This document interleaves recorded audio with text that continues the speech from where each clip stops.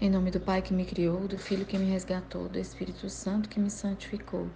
Divina vontade, reina na minha vontade. Ó minha mãe, eu te amo e tu me amas. Dai-me um gole da vontade divina na minha alma. Me abençoa, Mãe, para que todas as minhas ações sejam feitas diante de vossos olhos maternais. Amém.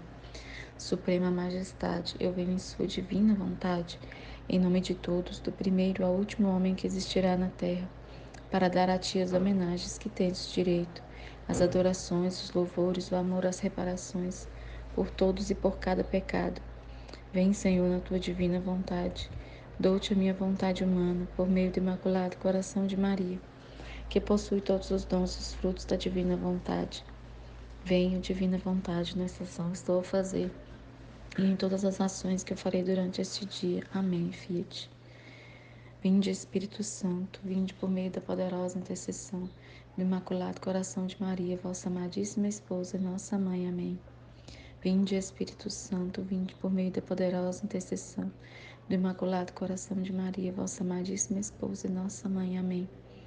Vinde, Espírito Santo, vinde por meio da poderosa intercessão do Imaculado Coração de Maria, vossa amadíssima esposa e nossa mãe. Amém.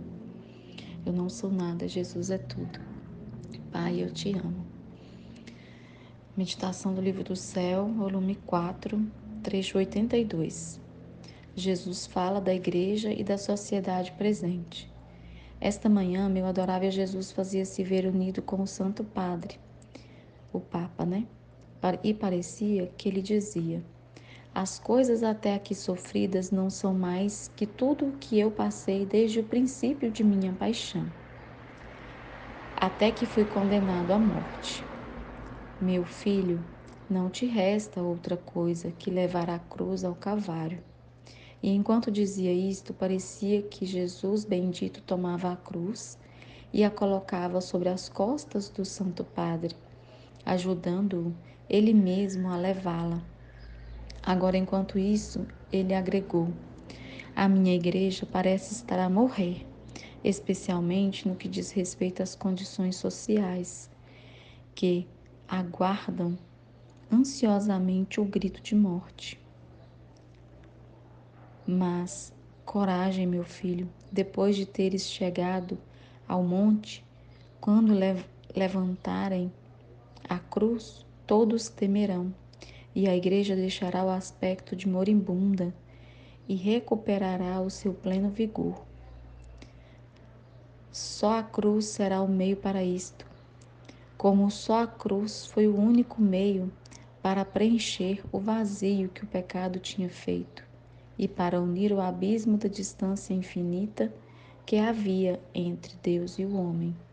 Assim, nestes tempos, só a cruz fará levantar a fronte da minha igreja, corajosa e resplandecente, para confundir e pôr em fuga os inimigos. Vamos tentar entender antes de terminar, que é bem complexo, né? Vamos entender. Ele fez a Luísa viu Jesus conversando com o padre, o Santo Padre, o Papa, e ele diz para o Papa, que as coisas sofridas pela igreja, no caso, né, não são nada, não são mais do que as coisas que Jesus mesmo sofreu antes de ser crucificado, né? Perseguições, chamaram ele de muita coisa, né? Blasfemaram muito, né? Contra Deus, tudo que está acontecendo com a igreja desde muito tempo até hoje, né? E Jesus fala para ele que não resta nada mais a fazer a não ser levar a cruz ao Calvário, né? Em comparação com a paixão dele. E aí ele explica aqui, ó, que a igreja parece estar a morrer, porque a gente às vezes, vendo tudo que se passa, né? Inclusive as coisas que acontecem dentro da própria igreja, né? Os padres causando muita confusão, muita desânimo, né? Confusão que eu digo, algumas coisas que foram levantadas contra padres, sempre tem, né? Histórias de muito pecado, né? E tal. E também alguns padres, assim, que não são, digamos, padres no sentido social da palavra, né? Não são Jesus, né, ali no posto que é colocado a eles. Então isso desanima o corpo da igreja, que somos nós, né? E desestimula os fiéis, e a igreja vai perdendo aquela força que ela tinha, né, no início. Então por isso que ele fala que a igreja parece estar morrendo, especialmente no que diz respeito às condições sociais da gente, né, do povo, né? E que ele fala que aguarda ansiosamente o grito de morte, porque realmente parece que às vezes a igreja em si ela não vai resistir, né, às coisas. Aí Jesus fala que a gente tem que ter coragem, que depois de ter chegado ao monte, quando levar a cruz, quando a cruz for levantada como Cristo, a gente vê a imagem da crucificação de Cristo como se fosse o fim, né? Todos enxergavam dessa maneira humana, né? Que era o fim dele. Mas na verdade era o começo de tudo, né? O começo da redenção da gente, né?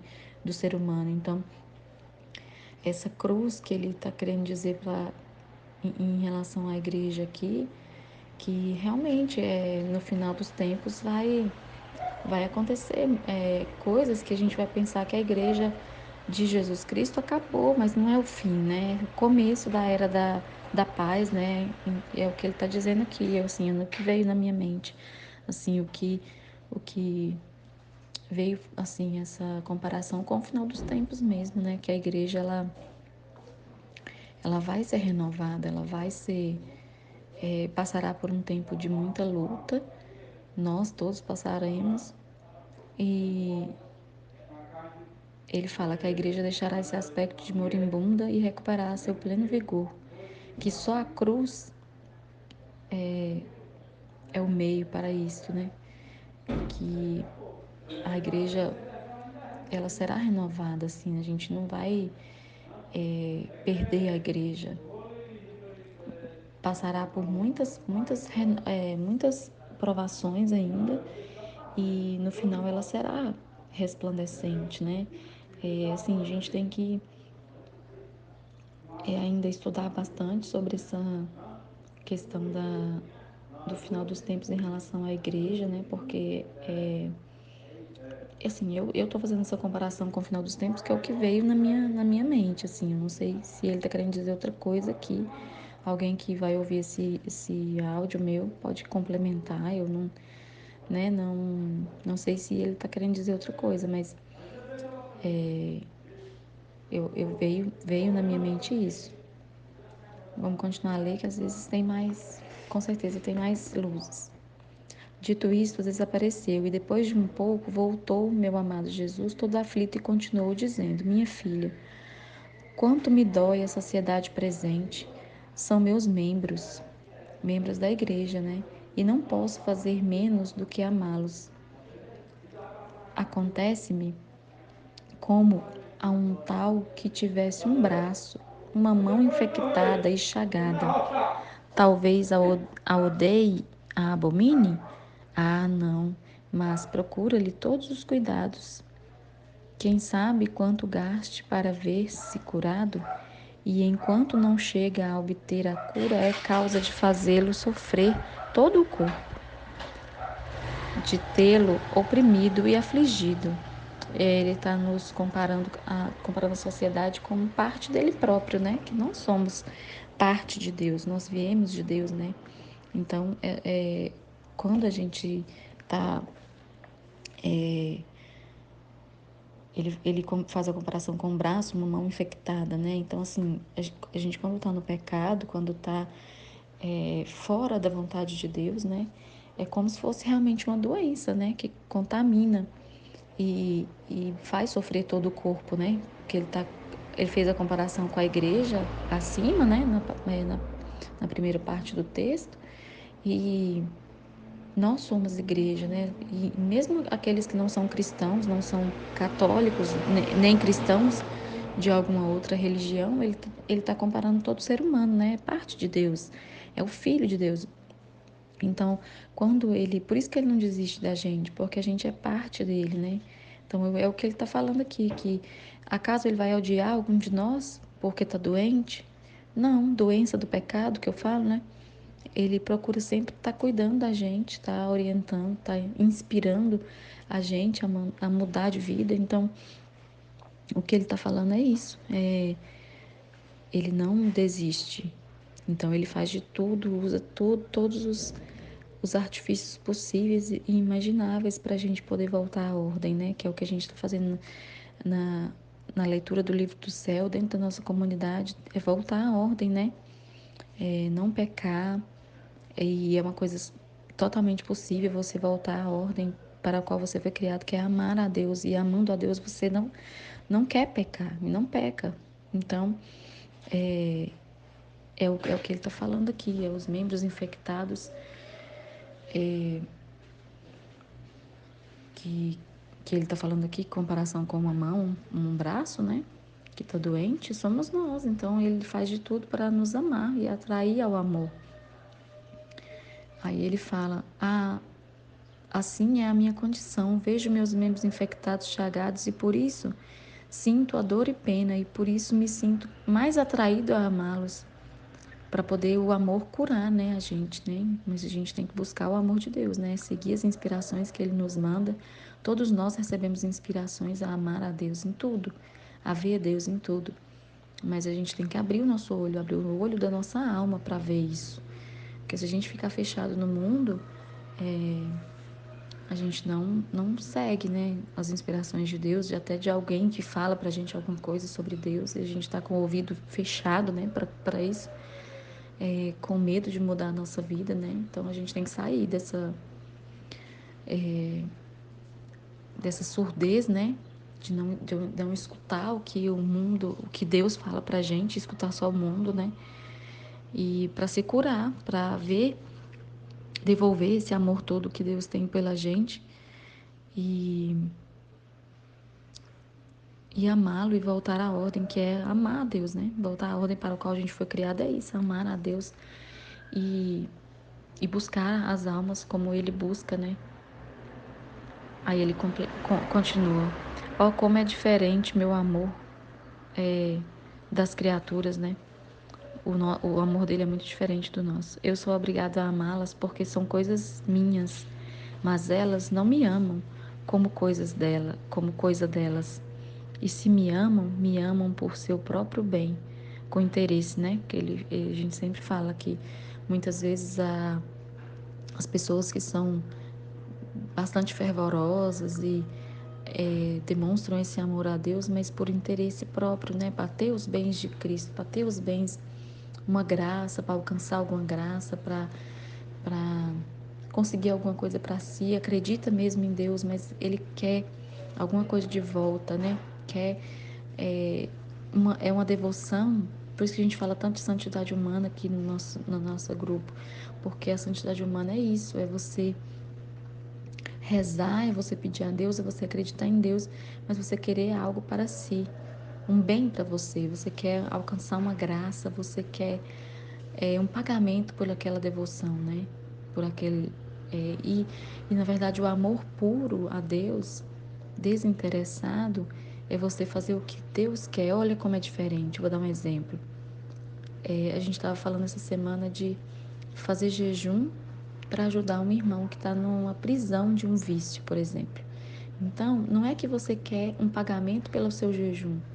Você está fazendo aquilo ali para salvar a alma dele. Então, é o que Deus quer.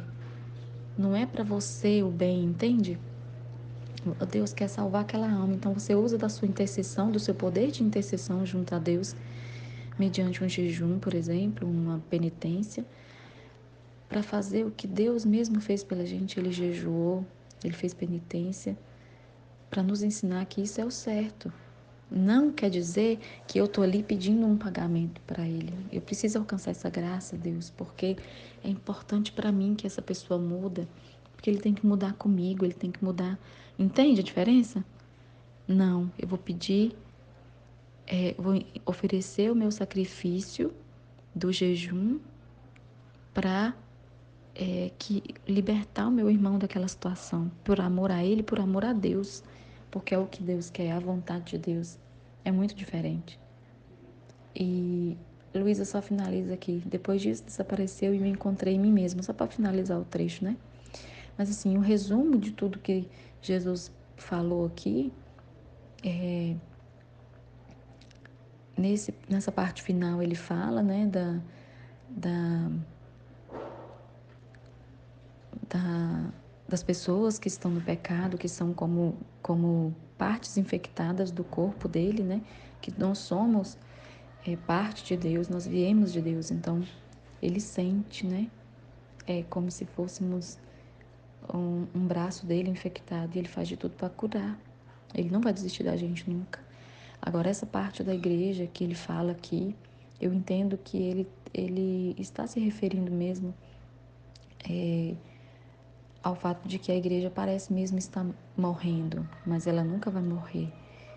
Ela nunca vai morrer no sentido literal, assim, nunca vai acabar, nunca vai deixar de existir. Ela vai resplandecer no final, quando tudo tiver terminado e a cruz tiver sido pregada no Calvário, que é passar por todo o flagelo, todos os acontecimentos do final dos tempos que vão acontecer ainda, que estamos caminhando, né, para esse, então, estamos no início, digamos assim, do final dos tempos, né? Então, a igreja ela vai ser resplandecente, ela vai passar por toda a paixão, como Jesus comparou aqui, e vai resplandecer no final, porque essa é a vontade de Deus, que aconteça dessa forma. Vai parecer que a igreja realmente vai acabar, mas não vai. É a promessa dele pra gente, assim, como se fosse uma promessa, né?